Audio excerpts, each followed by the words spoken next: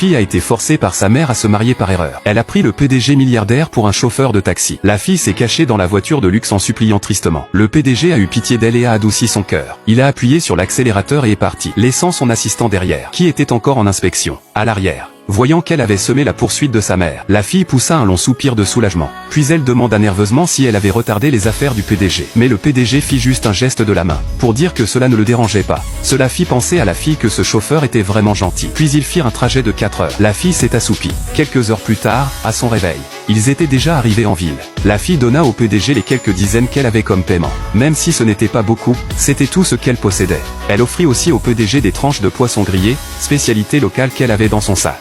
Alors que la fille s'apprêtait à partir, elle reprit 2 $ car elle devait encore prendre le bus pour retrouver sa meilleure amie. Après cela, la fille partit avant que le PDG ne puisse rien dire, sans savoir que le PDG était déjà en train de tomber amoureux d'elle. Par la suite, la fille retrouva sa meilleure amie en ville et lui demanda de l'emmener travailler pour payer ses frais de scolarité. Qui aurait cru que son ami la conduirait dans un club? Regardant la robe qui ne lui allait pas bien, la fille tira machinalement sur l'ourlet. Mais pour gagner vite ses frais de scolarité, elle dut se résoudre à aller servir de l'eau dans la salle. Alors que la fille entrait nerveusement dans la pièce et levait les yeux, elle fut choquée de voir le PDG entouré de belles femmes. Quand le PDG vit la fille, il pensa aussi qu'elle était du même genre. À ce moment, la bonne amie commença à provoquer et demanda au PDG de choisir. Le PDG, un peu éméché, semblait vouloir refuser. Mais en regardant la fille, le PDG se leva. Il se présenta de lui-même, puis demanda son nom à la fille. Regardant le carnet de travail de la fille, le PDG lut en silence le nom de celle qui allait entrer dans sa vie ce jour-là. Si vous voulez savoir la suite, cliquez sur le lien en bas à gauche pour télécharger l'application. Vous pourrez découvrir la suite de l'histoire en un rien de temps. Un grand merci.